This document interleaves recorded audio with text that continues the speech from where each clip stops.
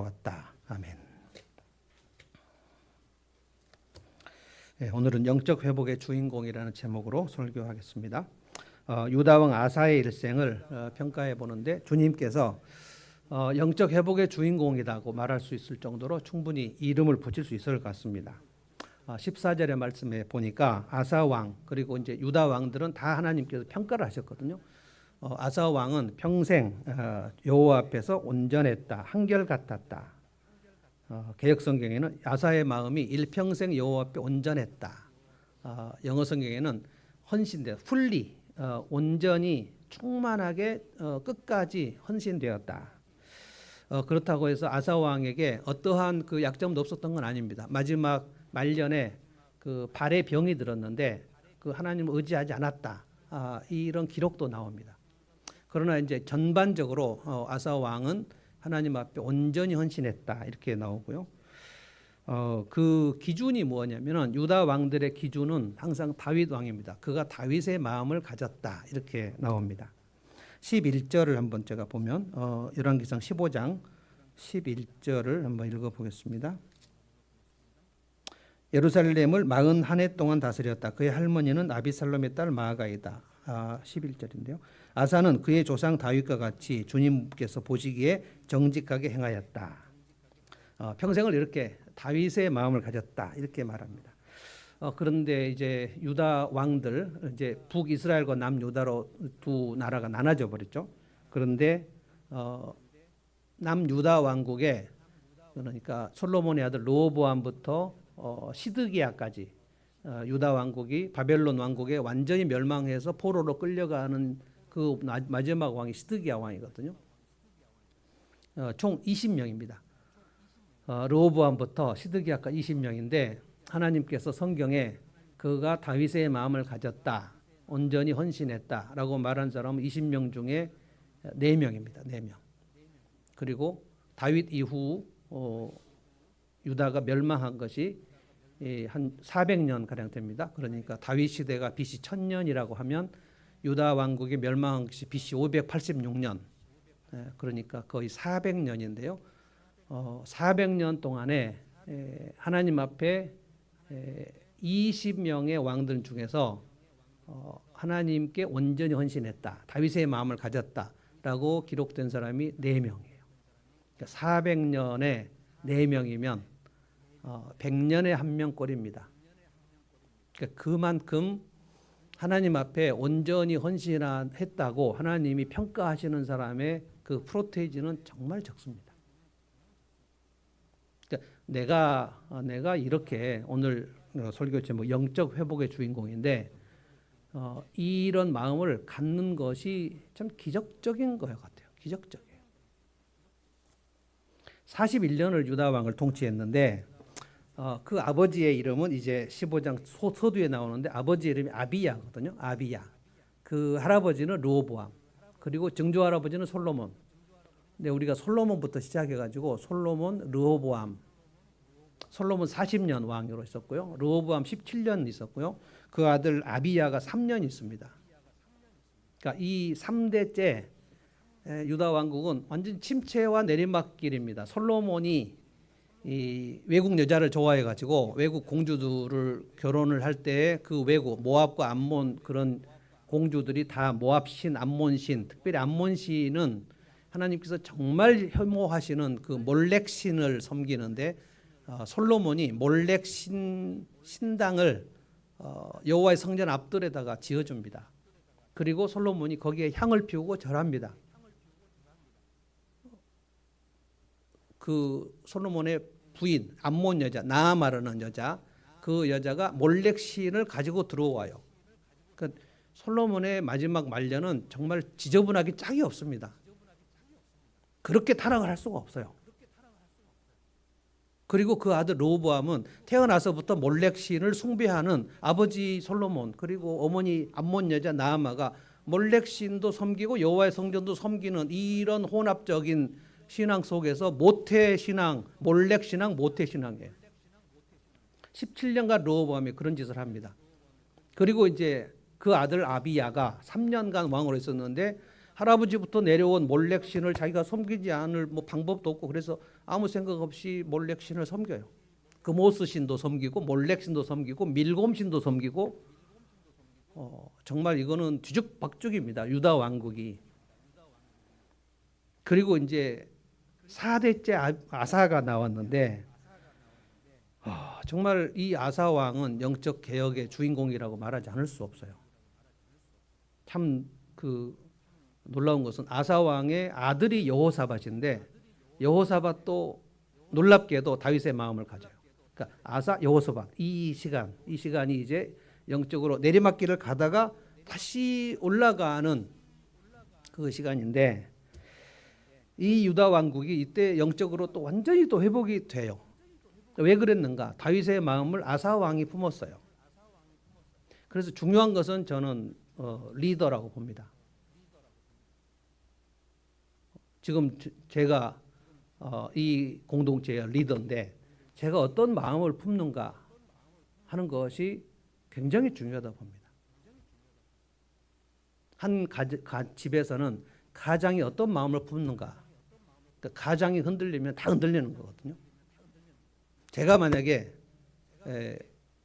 여러분들에게 하나님도 섬기고 부처님도 함께 섬기시다 이렇게 얘기를 한다면 여러분 중에 많은 분들은 아마 이 교회를 떠나갈 거고 아무 생각 없는 사람들이 여기서 저하고 같이 부처님하고 하나님을 같이 섬기겠죠. 이게 지금 솔로몬, 르호보암, 아비야 시대의 유다 왕국의 모습이에요. 근데 아사 왕은 왕이 되었을 때 무슨 생각을 했냐면 내가 우리 아버지 아비야처럼 살지 않겠어. 내가 우리 할아버지 르호보암처럼 살지 않겠어. 내가 우리 증조 할아버지 솔로몬처럼 살지 않겠어. 그러면 이제 그 위에는 고조 할아버지 다윗인데 내가 다윗의 마음을 가져야 되겠어.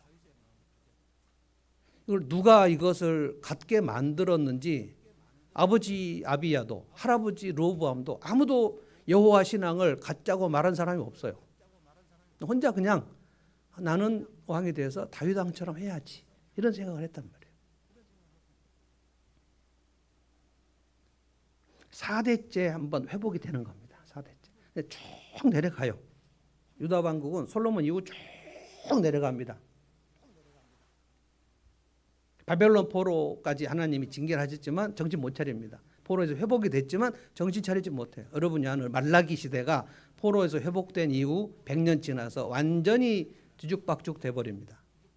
말라기 이후 400년 동안 세례 요한이 올 때까지 하나님께서 이스라엘 백성들에게 영적 기근을 내리십니다. 어떠한 은혜도 받을 수 없어요. 그래도 거기에 정말 가뭄에 콩나듯이 예수님 오실 때 그 세례 요한의 아버지 어머니 그리고 예수님이 아기로 성전에 올 때 그 마태복음 보면 시므온 80이 넘은 시므온 그리고 80이 넘은 안나 이런 분들이 메시아를 너의 눈으로 보기 전까지는 너가 죽지 않을 것이다. 그래서 평생 성전을 떠나지 않고 메시아가 이 성전에 들어오는 날을 기다리면서 5명도 안 돼요.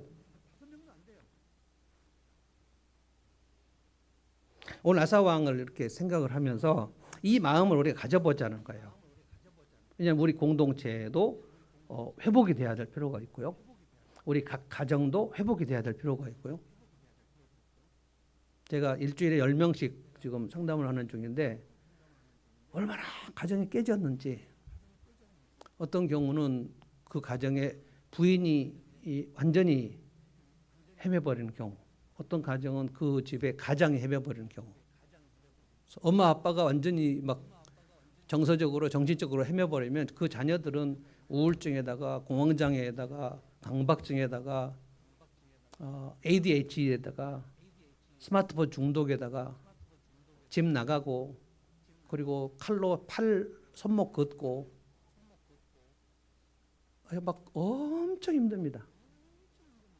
그런데 예수님 다시 오시는 마지막 때는 이렇게 정신적으로 정서적으로 영적으로 완전히 혼미한 상태로 들어간다고 했어요. 우리는 그냥 가만히 있으면 가정이나 교회나 점점 이렇게 내리막길로 갈 겁니다. 근데 여기서 회복의 주인공이 될 수가 있는가? 성경에서 아무리 내리막길로 가도 그 사람이 회복되려고 마음을 먹으면 그를 통해서 공동체가 해로워진다.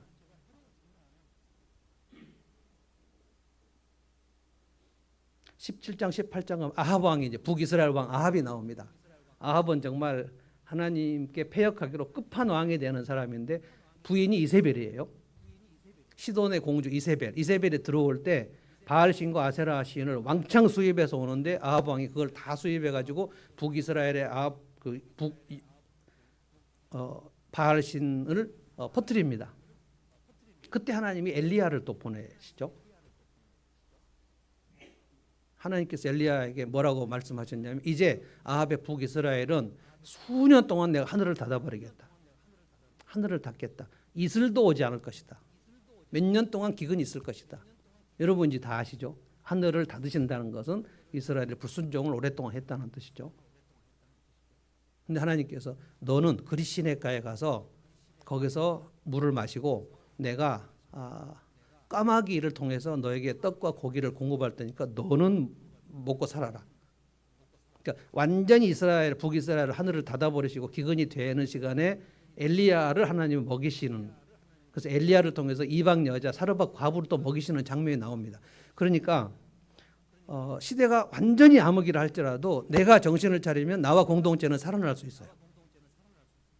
그래서 오늘 아사 왕이 어떤 일을 했는가, 어떻게 영적 회복의 주인공이 됐는가를 두 가지로 말씀을 드리겠는데, 여러분이 또 이 얘기인가? 라고 말씀하시겠지만 성경은 줄곧 이 얘기를 합니다. 아사 왕은 옛습관과 결별을 합니다.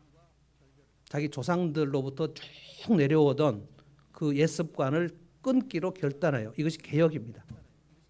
그리고 그래서 역대하를 우리가 생각했는데 아사 왕의 위기가 닥쳤을 때 결사적으로 하나님 앞에 부르짖습니다. 개혁과 기도예요. 그러면 그가 그 자기 속한 공동체를 회복할 수 있습니다. 첫 번째로 이제 이 삶의 개혁입니다. 15장 1절부터 이제 쭉 보면 아비야가 나오는데요.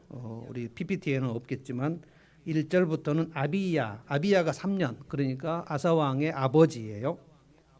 그는 다윗의 마음과는 달랐다. 그래서 다윗의 길을 가려고 생각하지 않았어요.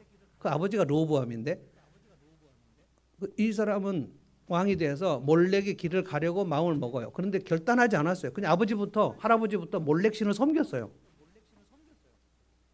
그러니까 교회도 다니고 절도 다니고 무당한테도 찾아다니고, 그 할아버지 때부터 그렇게 완전 혼합주의로 신앙생활을 하고 있었는데 그건 신앙도 아니죠. 근데 그냥 아비야는 그렇게 살았어요. 그런데 14절을 보시면 14절, 그렇다고 해서 산당이 모두 제거된 것은 아니지만 아사 왕입니다. 주님을 사모하는 아사의 마음은 평생 한결같았다. 완전히 헌신되었다. 어떻게 이것이 가능한지, 가능하다는 거예요. 완전히 불신집에 살고 있다 해도 그가 마치 라합처럼 하나님을 내가 섬겨야 되겠다라고 마음의 불씨를 가지고 있으면 하나님은 그 가정을 그 사람을 통해서 회복시킬 수 있다는 거예요. 자, 10절 볼까요? 10절. 예루살렘을 41해 동안 다스렸다. 그의 할머니는 아비살롬의 딸 마아가이다. 11절. 아사는 그의 조상 다윗과 같이 주님께서 보시기에 정직하게 행하였다. 아사 왕이 이 다윗의 마음을 가져요. 여러분, 그래서 제가 구약 역사에서 다윗 왕국을 그렇게 열심히 제가 설교하는 거예요. 다윗 왕국이 어땠는가를 알아야 된다는 거예요. 그 다윗 왕국이 곧 우리가 예수를 믿고 예수님을 왕으로 섬기는 예수님의 나라, 하나님의 나라 안에 백성들이 누릴 그 모든 것이 다윗 왕국의 예고편으로 담겨 있어요.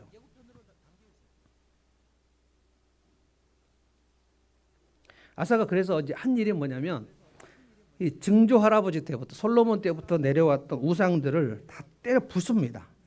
7절부터 보시면 때려 부쉈다, 없애버렸다, 뭐 깨트렸다 이런 얘기 굉장히 많이 나옵니다. 12절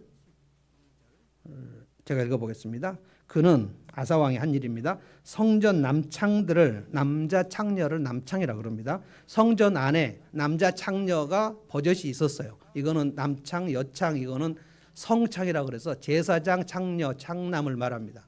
그러니까 지금 이스라엘 예루살렘 성전 안에 바알과 아세라 여신 사제들이 있었는데 여자 사제, 이 여자 사제를 성창이라고 그래요. 홀리 프로스티튜트라 그래요. 그 여리고의 장녀 라합이 그 짓을 한 겁니다. 그러니까 라합은 사제예요, 사제. 사제인데 장녀예요. 그러니까 여리고의 모든 바알 숭배 예배는 예배 자체가 그룹 섹스입니다. 그거를 집전하는 거예요. 그러니까 수많은 남자를 평생 동안 받고 그것이 바알 신전에 드리는 예배 행위란 말이에요. 그런데 이 짓을 솔로몬이 성전 안에다가 해버린 거예요, 지금. 그리고 르호보암과 아비야도 지금 이 짓을 한 거예요. 그래서 제사장 창남이 지금 성전 안에 활동을 하고 있습니다. 이거 말도 안 되는 얘기예요. 한국 교회 타락은 명함도 못 냅니다. 이게 다윗 이후에 3대 4대째 일어났던 다윗의 자손들이 한 짓이라고요. 이거를 아사 왕이 쫓아냈다. 성전 남창들을 나라 밖으로 몰아냈다.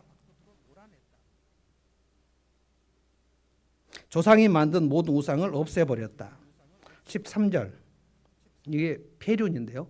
폐륜 어떤 폐륜을 저질렀습니까? 13절에 그리고 그는 할머니 마아가 할머니니까 할아버지는 누구겠어요? 르호보암이겠죠. 아버지가 아비야니까 할아버지는 르호보암이고 그 르호보암의 부인이 마아가예요. 그러니까 아사의 할머니 마아가가 뭘 했을까요? 아세라를 섬기는 혐오스러운 상을 할머니가 만들었다고 해서 자기 할머니를 왕 대비 자리에서 물러나게 폐위시켜 버렸어요. 그러니까 왕비가 아세라 목상을 만들어서 지금 신전 앞에다 갖다 놓고 절하고 그러니까 그 남편이 르호보암 왕이 절하고 그리고 아사는 할머니가 만든 혐오스러운 아세라 우상을 토막내어서 기드론 시내가에서 불살라 버렸어요.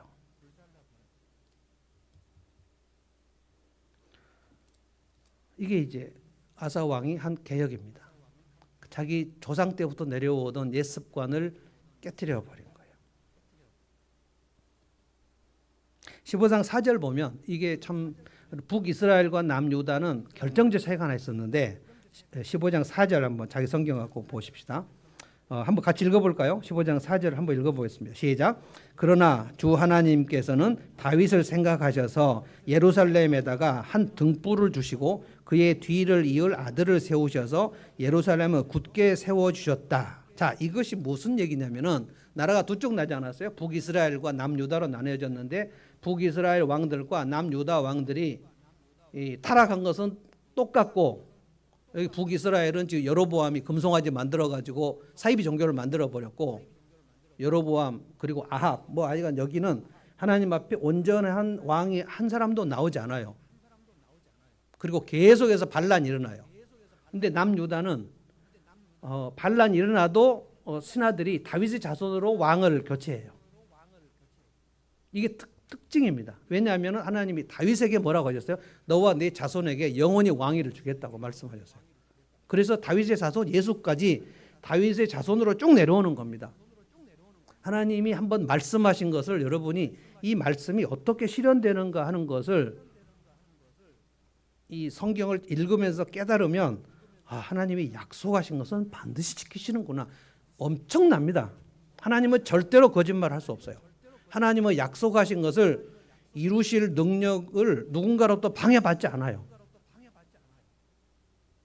오직 우리가 하나님 우리에게 하신 약속을 우리가 거부할 수 있어요. 자유의지를 가지고. 하나님은 어떤 존재도 하나님이 하시려는 일을 방해할 수가 없습니다. 그래서 약속을 하셨다. 그 약속이 다윗에게 하신 약속이거나 또는 아브라함에게 하신 약속이거나 그 약속이 아브라함과 다윗의 자손 예수 그리스도를 통해서 나에게 온 약속이라는 것을 굳게 믿으면 그것이 믿음인 거예요. 믿음은 내용이 있어야지 돼요. 예수 믿습니까? 예수가 무엇을 하신 걸 믿습니까? 예수 믿습니다. 그런데 예수를 믿는다고 해도 뭘 믿습니까? 그러면 대답 못 하시는 분들이 너무 많아요. 저 사람은 믿음이 없다. 저 사람은 믿음이 약하다. 믿음이 약하다는 것은 뭐냐면 하나님이 약속하신 것을 믿은 그 내용이 지식이 없다는 거예요. 뭘 약속하시는지 몰라요. 왜 그래요? 성경을 안 읽으니까. 성경을 모르면 믿음이 없을 수밖에 없어요. 그래서 성경을 읽지 않고 기도를 많이 하는 것은 매우 위험합니다. 사이비로 갈 가능성이 매우 높아요. 제가 알고 있는 분 중에는 기도를 많이 하시는 분들이 있는데 제가 질문을 해보면 성경의 지식이 다 아주 얕아요. 그래서 무슨 신비한 경험을 쫓아서 막 여기저기 다녀서 기도를 많이 하는데 와, 위험하다. 그러니까 믿음이 얕을 수밖에 없어요. 믿음이 아주 천박해요. 그런데 자기 믿음이 되게 좋은 줄 알아요. 그럼 뭘 믿습니까? 라고 물어보면 하나님이 하신 약속의 말씀이 어떻게 성경에서 이루어졌는지를 자기 말할 수 있어야 되고 난 이것을 믿습니다. 이것이 없단 말이에요. 이것이. 그냥 비나이다 하면 믿음이 있는 줄 알아요. 놀랍습니다. 이 15장 4절에 이 다윗을 생각하여 예루살렘, 그러니까 남유다에게는 등불을 주셨다는 거예요. 이게 다윗의 등불입니다. 무슨 뜻이냐면 유다 왕국과 북이스라엘의 차이는 뭐냐면 북이스라엘은 아무리 내려가도 그 역사가 흘러가도 다윗의 마음을 가진 사람이 한 사람도 나오지 않습니다. 근데 남유다는 내리막길로 가요. 솔로몬 이후 타락했는데 그 중에 다윗에 있어서 누군가가 다윗의 마음을 가진 사람이 나온단 말이에요. 이게 다윗의 등불입니다. 예루살렘에는 다윗의 등불을 주셨다. 하나님은 그런 사람이 나오는 거를 찾으시죠. 그래, 다윗의 마음을 가져. 그 마음이 하나님 앞에 막 뜨겁고 심령이 부흥된 사람이 유다 왕국에는 4명 나온다니까. 4명. 아사, 여호사밧, 히스기야, 요시야. 그런데 요시야의 아들들에서는 한 명도 안 나와요. 그래서 망한 겁니다. 그래서 다윗의 마음을 가진 이 등불 같은 사람이 한 명만 있어도 그 공동체는 망하지 않습니다. 근데 그 사람이 1명, 2명, 3명, 4명이면 펄펄 날죠.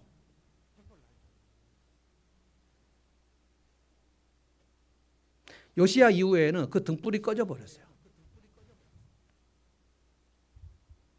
그래서 저는 하늘문교회는 저녁 기도가 등불이라고 생각합니다.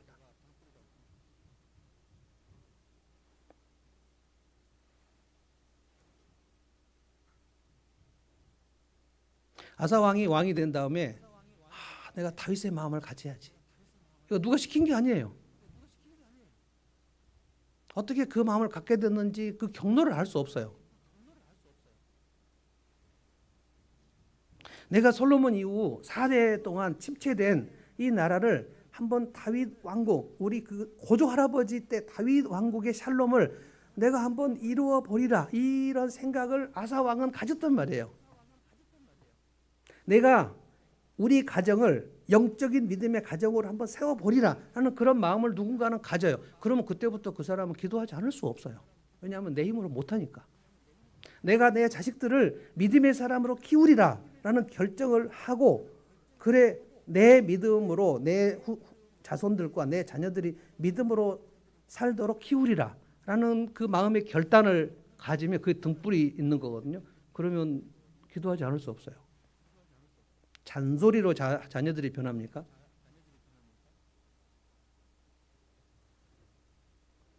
여러분, 다윗을 생각해 보면 다윗이 있었던 때가, 다윗이 골리앗을 무찔렀을 때가 사울 왕 시대잖아요. 사울 왕 때는 이스라엘이 사사 시대하고 똑같습니다. 왕만 바꿨지 이스라엘이 암흑이에요.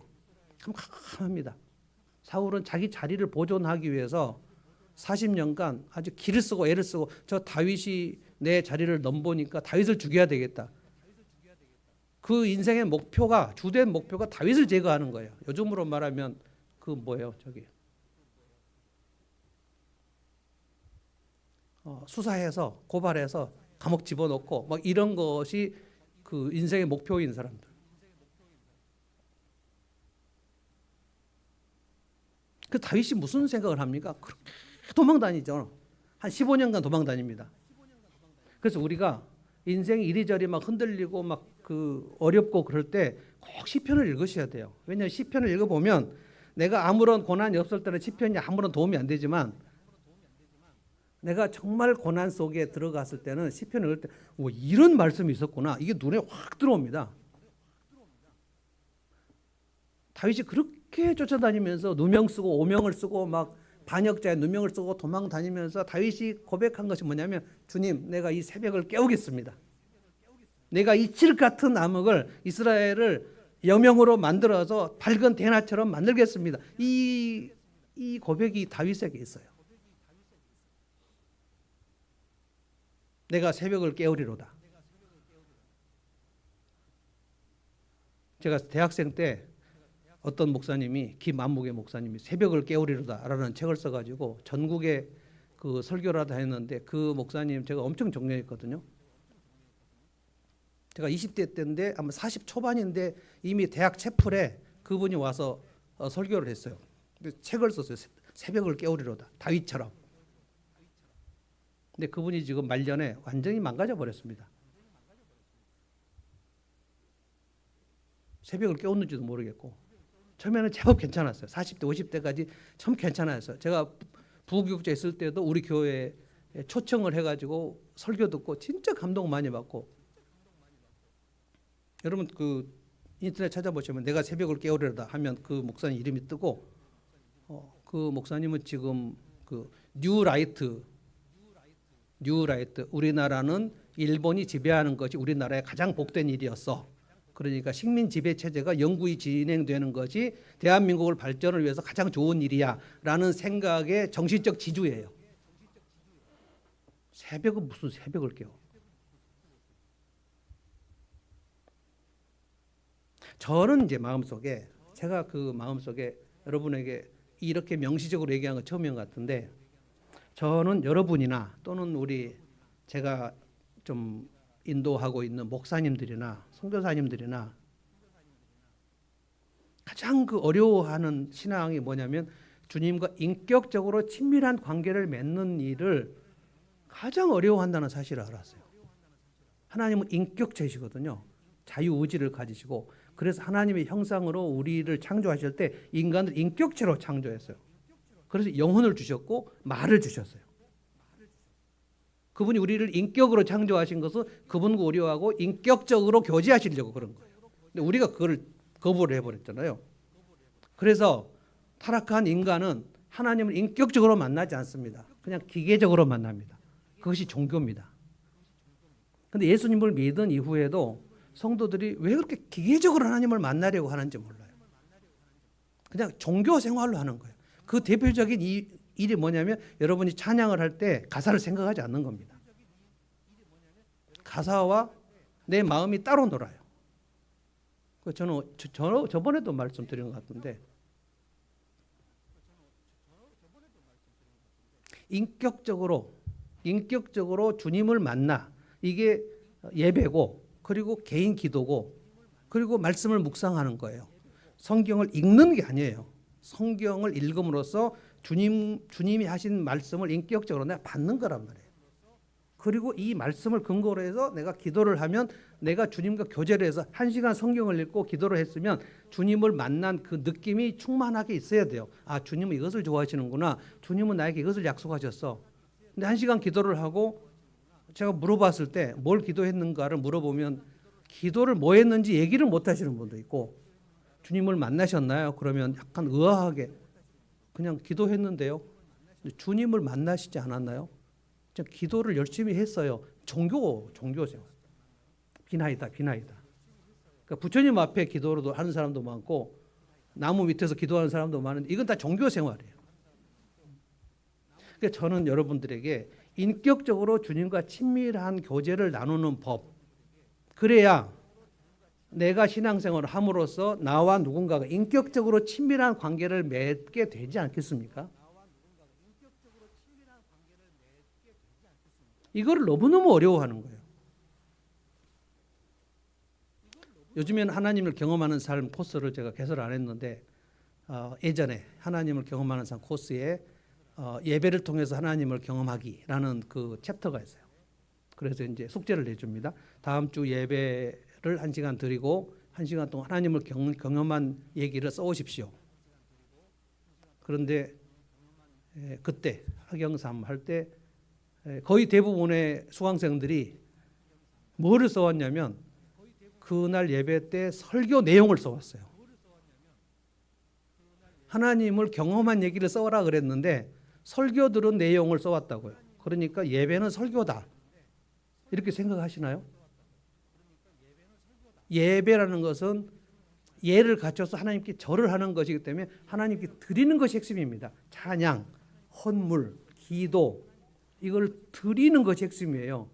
그런데 수강생들이 하나님이 주신 말씀, 그것도 목사의 설교 얘기를 요약해가지고 이것이 하나님을 경험하는 거다. 저는 되게 안타까웠어요. 하나님을 경험한다는, 인격적으로 친밀함을 경험한다는 것이 가장 어려운 것 같아요. 한국교회 성도들은. 이거를 내가 죽을 때까지 전파해야 되겠다.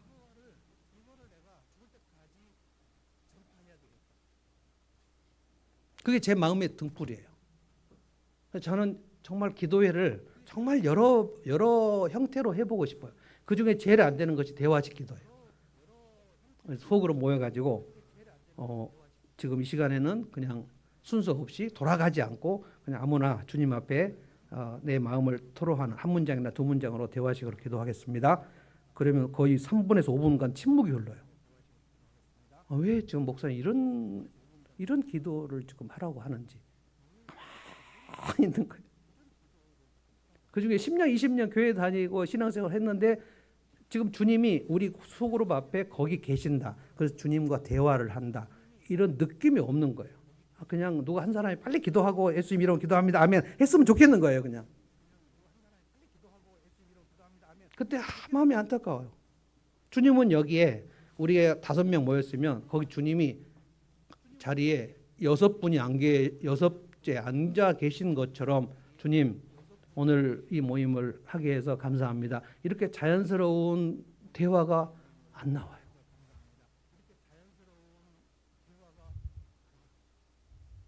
기도할 때 여러분 이거를 영어로 클리셰라 그러는데 클리셰라는 것은 천편일률적으로 상투적인 표현들 날 구원하신 예수 그리스도로 감사하며 기도합나이다. 아멘. 이런 거. 천지 만물을 창조하신 하나님 아버지 이게 막 입에서 도도도도도 나오는 거예요. 이게 아주 달아진 기도거든요. 신선하지 않아요. 하나님과 친밀한 교제. 여러분이 누가 저한테 와가지고 한문교회 목사님이신 배영진 목사님 안녕하십니까? 이렇게 얘기하면 제가 이 사람 뭐야? 왜 그러세요? 그럼 제가 오늘 목사님 만나려고 왔는데 막 이렇게 얘기하면 이 사람 너무 이상하잖아요. 근데 주님 앞에 나갈 때는 왜 그렇게 기계적으로 나가려고 하는지 주님 생각해도 아무 문제 없어요. 기도를 잘하려고 하거나 아니면 제가 여러 번 얘기했지만 여기 대표 기도할 때 낭독을 하지 마세요. 낭독. 하나님 아버지 감사합니다. 이거는 그 톤이 하나님께 하는 톤이 아니에요. 저 사람은 지금 낭독하는구나. 국어책 읽듯이. 저한테 와가지고 책 읽듯이 얘기하면 제가 좀 낯설 거예요. 주님은 우리의 기도를 들으실 때 되게 낯설어요.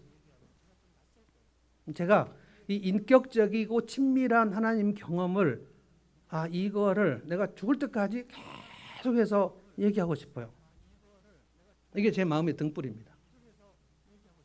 이렇게 해서 마음이 기도를 하면서 마음이 이렇게 신선해지는 리프레시가 되고 주님이 나에게 주시는 말씀을 듣고 그건 성경을 모르면 말씀을 들을 수 없어요.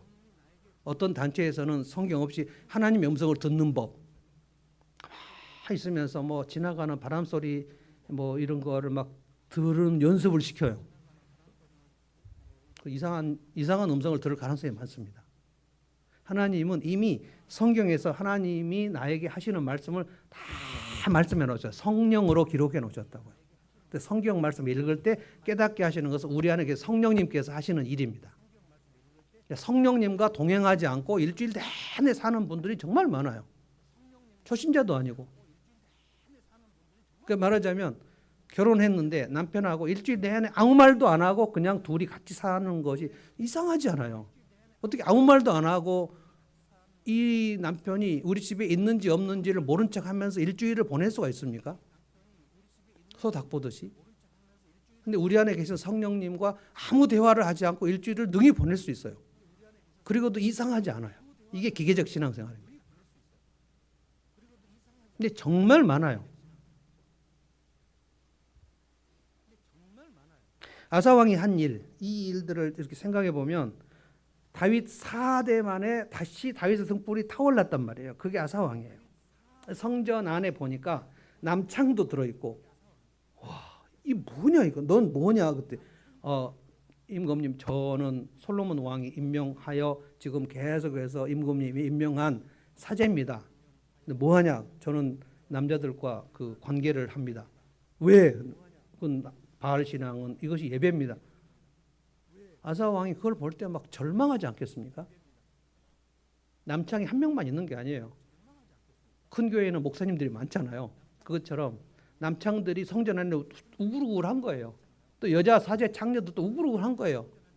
그럼 막 여호와의 제사장도 있고 남창도 있고 여창도 있고 성전이 뭡니까 이게? 그리고 거기 아세라 목상도 세워져 있고 태양상도 세워져 있고 1월 성신 신을 다 섬겨놨단 말이에요. 아사 왕이 이거를 다 깨트리자. 다 깨트리자. 보니까 할머니 대왕 대비 마마께서 세워놓은 아세라 목상 저 가루로 만들어 토막 쳐서 기드론 시내가 쳐박아라. 그리고 우리 할머니 대왕 대비에서 폐위시킨다. 여러분, 이것이 지금 아사 왕이 했던 일들이 우리의 조상 때부터 내려온 옛습관, 특별히 어린 시절에 있었던 옛습관들, 어린 시절의 그 상처는 옛습관으로 바로 이어집니다. 제가 상담을 해봤을 때 그 사람의 옛습관이 상처하고 관계가 없는 것이 없어요.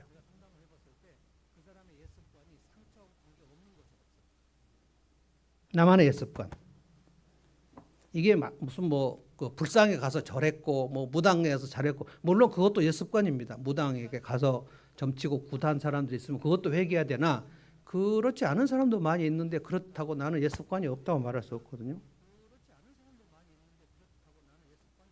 저는 이제 이 말씀을 묵상하면서 나의 옛습관을 딱 이렇게 정리해보면 뭘까 하고 했을 때 저는 틀입니다. 틀. 내 틀이. 근데 이 틀을 무슨 책을 읽거나 성경을 읽어서 나만의 틀이 있는 거예요. 이게 딱 견고한 틀이 있는데 이 틀에서 벗어나면 되게 막 불편하고, 이 틀에서 벗어나는 사람을 보면 마음속에 좀 불편하고, 그래서 때로는 짜증을 내고, 왜 이 틀대로 하지 않아? 이 틀이 나에게 안전감을 준다고 생각하는 거예요. 어떤 사람은 진짜로 내 안전이 아세라 목상인 경우가 있어요. 내 안전. 내가 안전하지 않게 생각되는 것, 그 하나님은 우리에게 모험을 시키시는데, 나의 안전이 우상이면 신앙적 모험을 하지 않아요. 어떤 사람은 게으름이 자기의 높이 쌓아진 우상이에요. 그냥 하기 싫어. 그냥 내가 하기 싫은데 어렸을 적에 훈육이 안 돼 있으니까 내가 하기 싫어도 그냥 아무도 나를 교육시키지 않아요. 그냥 하기 싫은 채로 그냥 있는 거예요. 내가 하기 싫은데 뭐.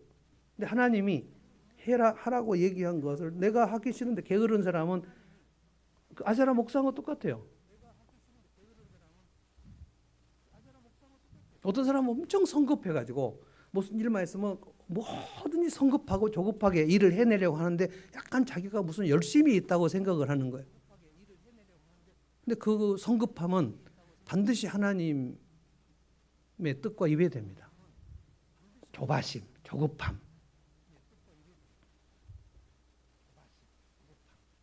어떤 사람은 제가 보니까 너무 무관심, 뭐든지 그냥 관심이 없는 거예요. 관심이. 저거 내 관심이 아니야. 영어로 I don't care. 난 모르겠어 그냥. 그러니까 누가 공동체에서 아파도 그 사람은 진짜, 누가 아프다 그래도 그 사람은 진짜 카톡에 기도하겠습니다 말을 달지 않아요. 왜냐하면 내 일 아니니까. 근데 그 사람이 아플 때 누군가 관심을 가져주면 엄청 고맙다 그래요. 근데 다른 사람이 아플 때는 댓글을 달지 않아요. 제가 다 봅니다. 이 사람은 무관심이구나. 무관심이 아세라 목상. 내일도 아닌데 뭐 하늘문교회 성도를 기도하면 낫겠지 뭐. 무관심, 무신경, 무대응. 그런 분들은 누가 이렇게 얘기를 할 때, 남편이나 아내나 누가 얘기할 때 그냥 아무 대답을 안 해요. 그냥 이게 아무 문제가 없는 줄 알아요. 근데 이것이 어렸을 적에 나에게 누군가 관심을 가져주지 않으면, 그래 뭐 인생이 뭐 누가 관심을 가져주는 건가? 무관심한 게 당연한 게 아니야. 이게 자기의 마음속에 딱 자리 잡아서 이게 아세라 목상처럼 딱 자리 잡아요. 그러면 누가 관심을 주는 것도 귀찮고, 아우 귀찮아 그냥. 누가 관심을 주는 게 이거를 질척된다고 생각해. 왜 이렇게 사람들이 질척되지? 와, 왜 이렇게 걸리적되지? 뭐 이런 표현을 쓰는 사람이 있어요.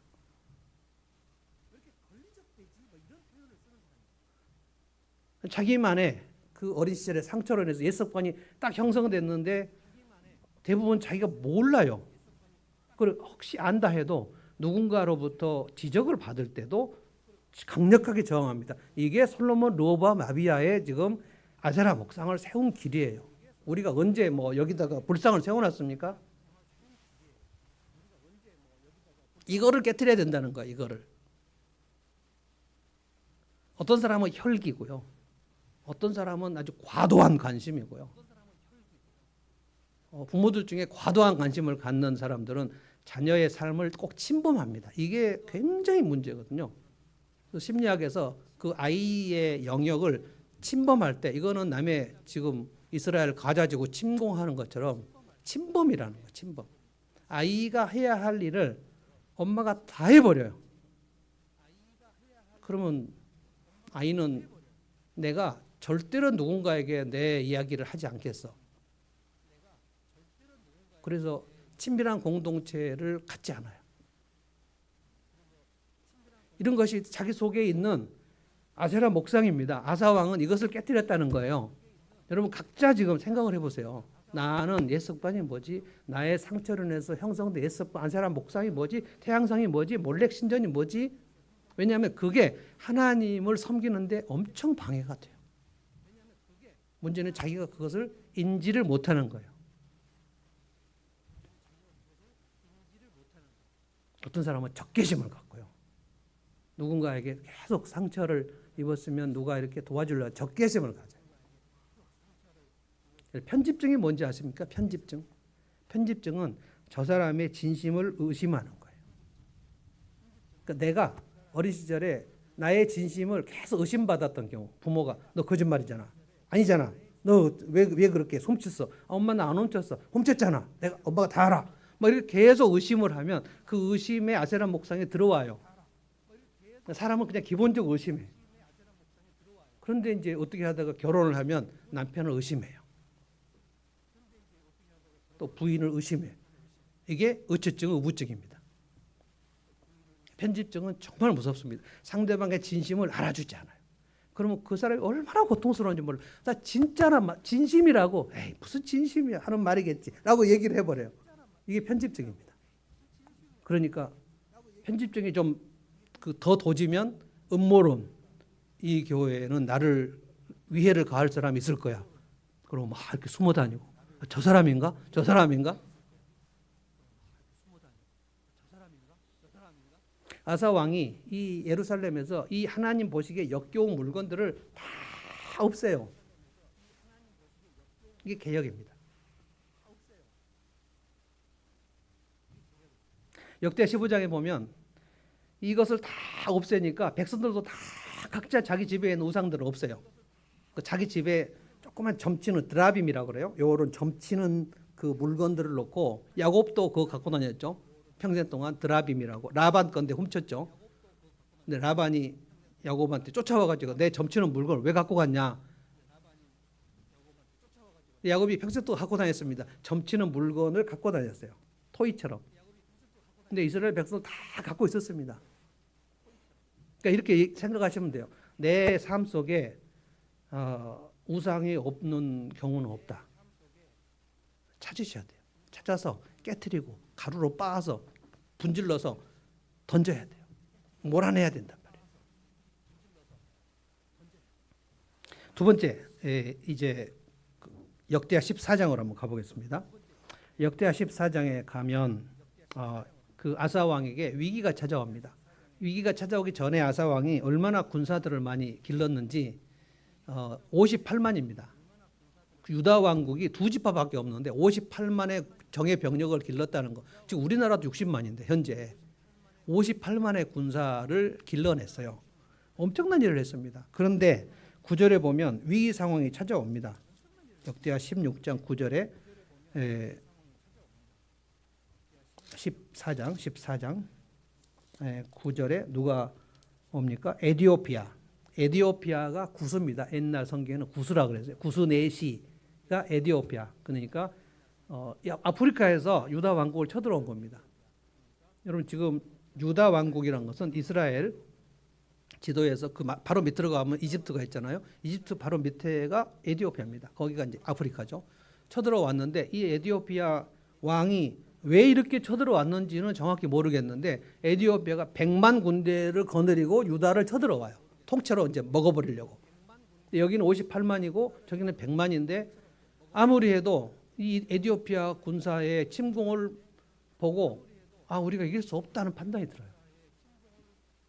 어떻게 합니까? 너무너무 무서워요.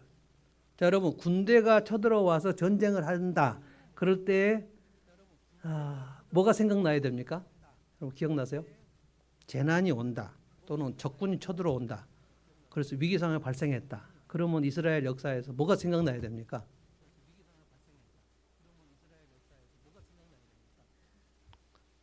소심하게 말씀하지 마시고 다 듣게. 여호와니 씨도 맞습니다. 박배영 권사 크게 좀 한번 해보시라고요. 어떤 기도? 네. 그러니까 언제 한 기도? 그러니까 솔로몬이 어디서? 성전 봉헌 기도. 성전 봉헌 기도. 솔로몬의 성전 봉헌 기도가 명백하게 나왔잖아요. 솔로몬이 얘기했잖아요. 내가 우리 민족이 적군이 쳐들어올 때, 우리 민족이 기근이 들 때, 우리 민족이 재난이 들 때, 그때 우리의 민족이 하나님 성전 앞에 모여서 하나님 앞에 회개하고 기도하면 하늘에서 들으시고 적군을 물리쳐 주시고 재난을 없애 주시고 기근이 들 때 흉년이 되게 해주시고 하실 줄 믿습니다. 하나님께서 그래 내가 그렇게 해주겠다. 이방 민족에게 포로로 끌려가 가지고 예루살렘이 보이지 않는 먼 나라에다 갔다 할지라도 거기서 예루살렘 성전을 향하여 기도하면 하나님 들어주십시오. 그래 내가 그렇게 하겠다. 그래서 다니엘 얘기했잖아요. 바벨론 포로 가가지고 거기서 예루살렘을 향하여 하루에 3번씩 창문을 열어놓고 기도했다. 이거는 솔로몬의 성전 봉헌 기도를 다니엘이 알고 있었다는 뜻입니다. 그러니까 성경을 모르면 기도를 할 수가 없어요. 그런데 아사왕이 어떻게 합니까? 이거는 기도를 해야 돼. 그리고 기도를 시작해요. 여러분 영적 회복의 주인공은 다 성경에 그거 한 기도가 나옵니다. 기도를 하지 않았는데 평생 기도하지 않았는데 그가 기도했다는 기록이 있을 수가 없고 기도한 내용도 없죠. 당연히. 근데 아사 왕이 하나님 앞에 기도를 해요. 이게 이제 9절 10절 아사가 그를 맞아 싸우려고 나아가 마레사의 스다바 골짜기에 진을 치고 그런데 아무리 해도 100만 대군을 무찌를 수가 없으니 우리는 이제 여기서 패전하고 포로로 끌려갈 수 있겠다. 그때 포기하고 좌절하지 아니하고 하나님 앞에 부르짖었다. 11절을 한번 다 같이 읽어볼까요? 이게 아사왕의 기도입니다. 한번 읽어봅시다. 시작.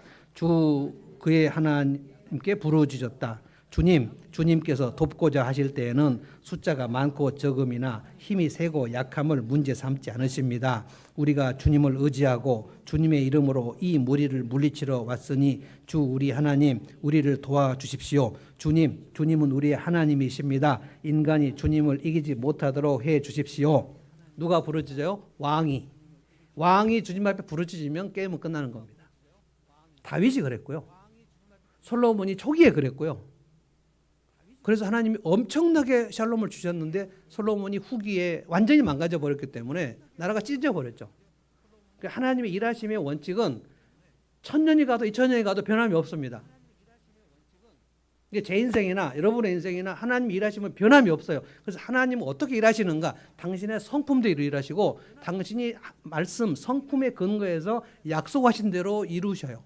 그래서 너희가 위기 상황이 됐을 때 우연히 된 게 아니고 너의 믿음을 키우기 위해서 네가 기도하는가를 보겠다는 거예요. 그런데 르호보암이나 아비야는 기도를 하지 않아요. 평생 기도를 했다는 기록이 없어요. 왜? 다윗의 마음을 품지 않았으니까. 다윗의 마음이 없는데 어떻게 기도를 합니까? 성도들은 다 다윗의 마음을 품습니까? 각자 선택하시는 거예요. 각자. 아사 왕이 이 기도를 합니다. 그래서 역대하 14장 11절에 이 말씀을 가지고 여러분의 인생의 위기 상황이 올 때 아사의 기도를 하시라고, 그냥 외우시라고요. 개역 성경은 뭐라 그랬는지 제가 읽어보겠습니다. 아사가 그의 하나님 여호와께 부르짖으 이르되 여호와여 강한 자와 약한 자 사이에는 주밖에 도와줄 이가 없사오니. 강한 자는 누구예요? 에티오피아 군대예요. 약한 자는 누구예요? 자기 군대예요. 강한 자와 약한 자 사이에 내가 너무 힘이 부족하다는 거예요. 그런데 주님이 도와주실 줄로 믿습니다.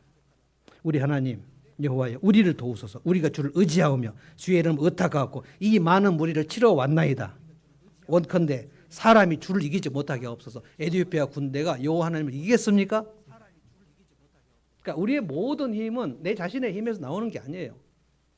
하나님이 주시는 힘으로 싸우는 거예요. 그러니까 여러분이 비즈니스를 하거나 인생을 살 때 내가 지금 학력이 딸리는데, 내가 지금 인맥이 없는데, 내가 지금 자산이 부족한데 될까?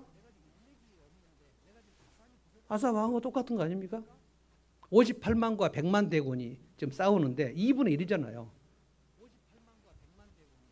방법이 없는 거예요. 성경은 계속 하나님의 사람들에게 방법이 없는 쪽으로 하나님이 몰아가십니다. 홍해바다 앞에 있고 뒤에 바로 군대가 쳐들어오고, 그런데 모세가 부르짖고 지팡이를 얻었을 때 어떻게 돼요? 홍해바다가 열렸잖아요. 내 인생은 그렇게 안 될 것이다. 그럼 기도를 할 수 없죠. 내 인생도 바다가 열릴 것이다. 내 인생에서 순종하고 하나님을 부르짖으면 하늘이 열릴 것이다. 이것이 믿음이거든요. 믿음이 없는데 어떻게 기도를 합니까? 또 믿음이 있는데 어떻게 기도를 안 합니까? 또 그래서 저녁에 기도하자는 거예요. 새벽에 기도하기가 다 어려워하는 것 같으니 저도 그때 그 어간에 어지럼증으로 2주간 고생하고 나니까 새벽에 일어나서 하는 게 몸이 힘들어요. 근데 그 전에는 박병 권사님이 또 어지럼증으로 고생하셨어요. 새벽 인구가 인궁 집사님, 그다음에 박병 권사님, 그리고 차사모고 저 넷인데 막 이 기도 인구가 전부 어지럼증으로 막 헤매니까, 그러면 이렇게 하면 새벽 기도가 우리 끝나겠다. 그럼 등불이 사라지는 거잖아요. 교회에서 기도가 끊어지면 그 교회는 난장판 돼버립니다. 그러면 파워 게임밖에 안 나와요. 내 힘이 센가, 네 힘이 센가. 저는 그런 교회를 많이 봤습니다. 장로님들 김장로, 이장로파가 나오고요. 목사님파, 장로파 나오고요. 장로파, 안수집사파 나오고요. 세상 모임하고 똑같이 돼버려요. 기도가 끊어지면 그 교회는 아무것도 아닙니다. 넷이 지금 지키고 있는데 둘이 막 어지럼증이 왔다 갔다 하고 그러니까 아니야, 새벽에 자자. 그리고 저녁에 기도하자. 그랬더니 조금 더 지금 많이 나옵니다. 저는 여러분이 기도 숫자가 몇 명인가 그것을 얘기하는 게 아니에요. 이 공동체가 죽느냐 사느냐 하는 문제예요. 아사 왕이 이렇게 기도했어요. 주님, 내 힘으로는 절대 못하겠습니다. 그런데 강한 자와 약한 자 사이에 주님밖에는 도와줄 분이 없습니다. 우리 박윤선 목사님, 제 스승이 박윤선 목사님 이런 기도를 가르치실 때 이거는 절대 의존의 기도다. 절대 의존이다. 성경 말씀도 읽을 때 절대 의존의 사고를 하라. 말씀에 내 생각을 빼버리고 하나님 말씀에 절대 의존하라. 그리고 기도를 할 때는 힘을 다해서, 기도는 노동이다 그랬어요. 기도 노동이다. 기도를 1시간 하고 나면 몸에 마치 에너지 기운이 빠지는 것처럼 그 힘을 내서 하는 거예요. 저는 예배도 노동이라고 생각합니다. 그냥 가만히 하실 때는 아플 때, 몸이 아플 때는 그냥 가만히 하시는 거고, 찬송도 몸이 아플 때는 이 목소리 낼 수도 없지 않습니까? 근데 몸이 제법 건강할 때는 찬양할 때 내 주를 가까이 이렇게 하는 게 아닙니다. 주님이 들으실 만하게, 그리고 내 귀에 들릴 만하게 하는 거예요. 기도도 그렇게 하고 찬양도 그렇게 하는 거예요. 처음에 합동신학교 다닐 때 그렇게 기도를 배웠어요. 절대 의존이다 이거는. 결사적으로. 왜냐하면 이 이 전쟁에서 이기면 유다는 완전히 그날 망하는 거잖아요. 지금 에티오피아 군사가 지금 장난으로 온 게 아니지 않습니까? 이 다윗 왕국의 씨를 말려버리려고 온 거 아닙니까? 여러분에게 오는 무슨 환란이나 어떤 어려운 일들도 결국은 여러분의 기도를 끊으려고 그러는 거예요. 기도를 끊기 전에 여러분이 읽는 하나님 말씀을 끊을 거예요. 말씀을 끊으면 자녀 기도가 끊깁니다. 그러니까 기도가 안 되시는 분들은 내가 말씀 읽는 일을 어느 시점부터 중단해버렸구나. 아니 어쩌면 처음부터 안 했을 수도 있어요. 하나님의 약속을 붙드는 동기부여가 없는 거예요. 그러면 하나님의 약속을 모르는데 하는 기도는 그거는 미신적 기도를 할 수밖에 없어요.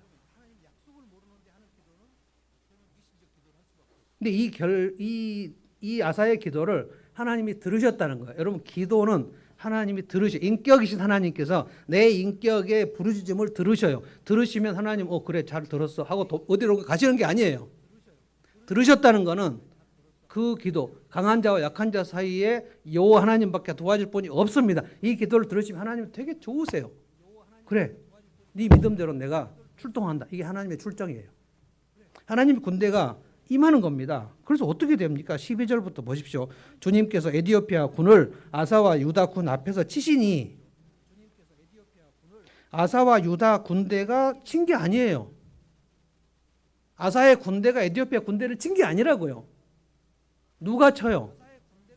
주님께서 치셨다 그랬어요. 아사와 유다 군대가 보는 앞에서 주님이 에티오피아 군대를 치셨다는 거예요. 하나님이 출정하실 때 그냥 출정해서 전쟁 구경하려고 출정하시는 게 아니란 말이에요. 그런데 부르짖지 않으면 하나님이 출정을 안 하십니다. 아무나 출정하시는 게 아니에요. 그래서 13절에 아사와 그를 따르는 군대가 그르기에 이르기까지 에티오피아 군대를 추격하며 무찔렀다. 그러니까 아사의 군대는 한 게 뭐냐면 추격하는 것밖에 없었어요. 그 에티오피아도 도망갔잖아요. 계속 무찔렀어요. 에티오피아 군은 주님 앞에서, 주님의 군대 앞에서 패망했다. 한 사람도 살아남지 못했다. 유다 군은 대단히 많은 전리품을 얻었다. 그러면 전쟁을 이기면 당연히 승전하면 전리품이 있습니다. 저는 우리가 영적으로 이기면 당연히 우리에게 오는 그 전리품이 평강이라고 생각합니다. 희락과 평강. 하나님이 함께 하시는구나. 희락은 하나님 때문에 기뻐하는 것이 희락이에요. 그러면 거기에 당연히 평강이 옵니다. 내 삶은 안전하구나. 내가 너를 지켜줄게. 그게 또 안전감. 내가 너와 함께 하겠어. 너는 소중하니까. 난 너가 정말 소중하다. 난 너를 보면 정말 기쁘다. 이게 희락이에요. 주님이 나를 보실 때 기뻐하는 그 기쁨을, 내가 주님과 인격적 친밀함을 누릴 때 기쁜 거예요. 이게 희락입니다. 희락이 있는데 그가 어떻게 불안할 수가 있어요? 어떻게 뒤로 물러날 수가 있어요? 전리품을 얻었는데. 어마어마한 승리를 이끌고 아사 왕이 예루살렘으로 돌아왔다 그랬어요. 저는 오늘 이 말씀을 우리의 삶에서도 얼마든지 하나님은 하신다. 그렇게 저는 믿습니다. 내 삶의 예습관들을 깨트리는 작업을 하셔야 돼요. 그러면 내 예습관이 무엇인지 정확하게 알아야 돼요. 내가 깨트려야 할 예습관이 정확하게 무엇인지 모르겠으면 저를 찾아오십시오. 저에게는 여러분의 목록이 이미 다 있습니다. 한 사람 한 사람 목록이 없지 않아요. 컴퓨터에 없어요. 제 머릿속에 다 있습니다. 그거 확인해 보시면 돼요. 목사님 제 해석과 이거 맞습니까? 그건 맞아요. 그거 아닌 것 같은데. 어떤 분은 그 예습관을 아주 중요한 아세라 목상을 놔두고 조그만 거 그거 하나 붙들고 이게 예습관이라 그래요. 저도 여러 가지 예습관이 있습니다만 제가 아까 말한 거는 내 틀이 딱 정해져 있어서 이 틀대로 아내가 움직여주면 행복하고 내 틀대로 안 해주면 행복하지 않아요. 근데 놀랍게도 우리 아내는 자유로운 영혼이에요. 틀대로 안 움직여주는 거예요. 그래서 왜 그렇게 하냐, 손톱깎이를 제자리라 놔라. 그런 게 전부 내 틀입니다. 틀. 나는 이 틀이 교과서에도 있다고 확신했어요. 그래서 저하고 아내하고 싸울 때 이런 얘기도 했어요. 당신하고 나하고 싸우는 거 내가 주장하는 게 교과서에 나온다고. 얼마나 재수없는 얘기를 했는지 몰라. 자기 개발 서적에 이게 다 나온단 말이야. 그러니까 얼마나 속으로 비웃었겠어요. 그래, 진짜 너 잘났다. 그러니까 얼마나 그 틀이 강력했는지. 근데 제가 이렇게 보면 자기 삶의 틀이 견고하신 분들이 다 있거든요. 지금 진짜 누구라고 말하지 않겠습니다. 근데 완전히 틀이 없는 분들도 있어요. 그게 다 옛습관이란 말이에요. 널널해가지고 나는 사람이 좋아, 난 좋은 사람이야, 이렇게 확신하는 사람들이 있어요. 어렸을 적부터 참 사람 좋게 생겼다. 근데 그 사람은 이렇게 그 얼굴이 이렇게 둥글둥글하게 생겼어요. 저는 한 번도 누가 목사님 사람 좋게 생겼어요 이렇게 얘기 들어본 적이 없어요. 목사님은 검사하면 딱 좋겠습니다. 뭐 이런 얘기. 그래서 검사보다는 변호사인데 이렇게 생각하지만 실제로 저하고 밥 먹으면서 저에게 한우를 사주신 집사님이 진짜 맛있는 거 사주면서 목사님 검사하시면 딱 좋게 생겼는데요. 진짜. 근데 뭐 어떻게 할 수가 없어. 이렇게 생겼는데 어떻게 할 거예요? 제가 우리 이재천 권사님한테 저가 자상한지를 사람들이 잘 몰라요. 그랬더니 이 권사님이 이제야 좀 알겠어요라고 얘기했어요. 저 되게 자상합니다. 안 믿으시겠지만.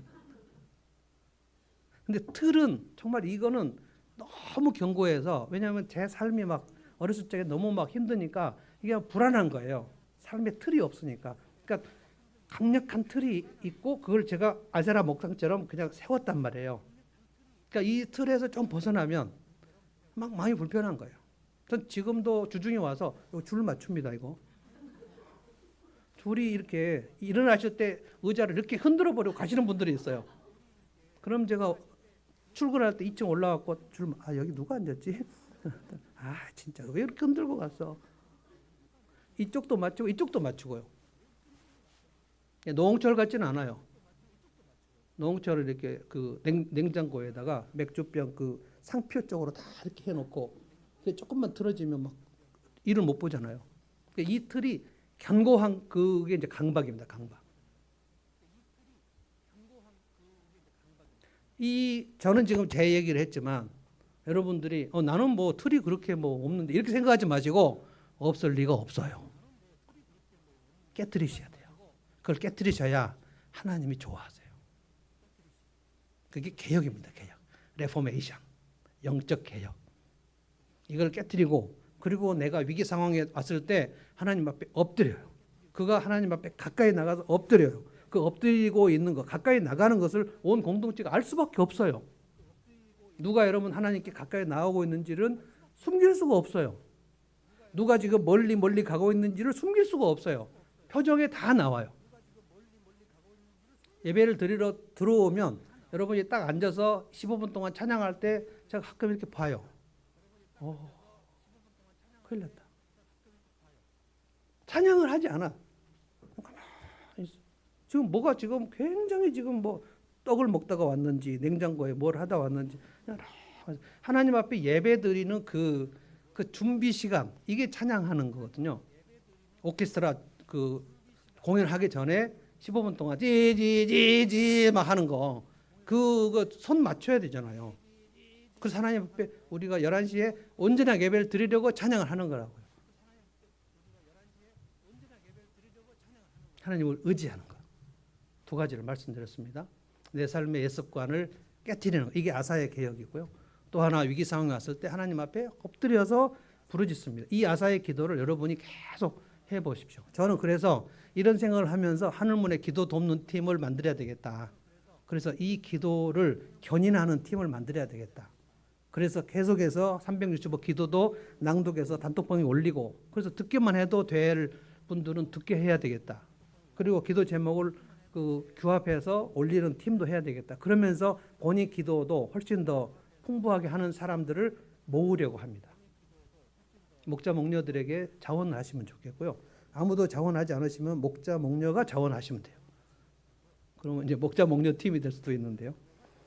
지금도 하나님께서 이 영적 회복의 주인공을 찾으신다는 것을 기억하시기 바랍니다. 찬송하십시다.